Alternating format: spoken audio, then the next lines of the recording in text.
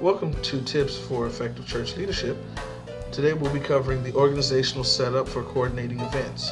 Now, why? Why would we need to cover that? So that leaders know how to utilize the combined strength of all their volunteers rather than take all the burden of the event on themselves. Okay, so what we're really going to be covering first is the ministry structure. Typical ministry structure has a leader, has assistant, and then has helpers. The key to the leader is they must be good at delegating authority and responsibility. Any person that's going to be in a position of leadership needs to be able to delegate. That's really going to be a big thing, is delegation. The assistant, the key that a good assistant is going to have is they need to be a trustworthy follower. And not just a person that's a volunteer, not just anyone, but a person that's trustworthy, that you can count on, that you can depend on when the chips are down. Lastly, a helper can be anybody who's just willing to help. Okay, so when it comes to small events, normally the leader and their team are able to handle the events. They're able to set up who within the event is going to take care of which role and execute the event accordingly. But when it comes to the larger events, which is what we're really going to focus on, the leader then becomes a coordinator. Their job changes from just being a leader, but to being a coordinator. As a coordinator, your job has now become about making sure all other departments have what they need to fulfill the event. So your job is going to be to relay information to each of the department heads to make sure that they have the money and the other resources that they need to fulfill their jobs, whether it be the praise department, the deacon board, the audio. It's going to be your job to make sure that they have everything they need to be able to accomplish what they need at the event. The key is, it's not that you're there to do the job. It's just that you're there to coordinate with them to make sure that they're able to do the job effectively.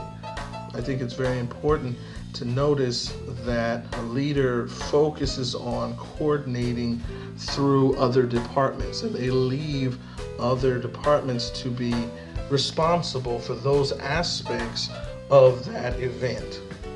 Okay, so if hospitality is taking care of food, then hospitality is the one that anyone would speak to if they had any questions about food.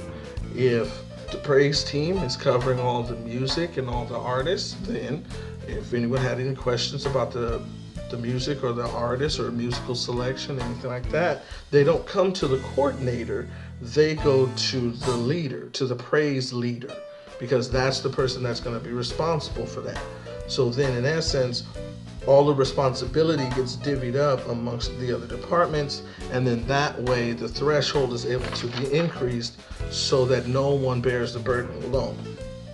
Now, this is going to be the key to delegation. This is why a good leader is going to have to be a good delegator, because at this point, the assistant's job is going to transfer into working on everything else. It's going to be basically like the leader's right hand. They'll be focusing on getting city clearance if necessary, event marketing, event follow-up with thank you letters and honorariums, things of that nature.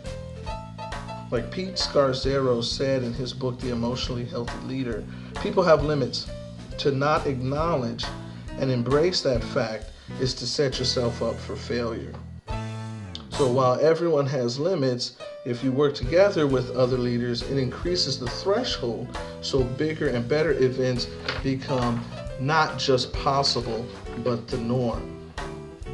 Following this structure ensures that a person is able to consistently get superior results by not trying to be a jack of all trades, but trying to focus on one area, while each person, each group, each ministry focuses on their own area. That way, the sky is your limit when it comes to the type of events that you can put on. If this video has been helpful, please like, share, and subscribe. If there's any tidbits that you think I might have missed, please put them in the comments below.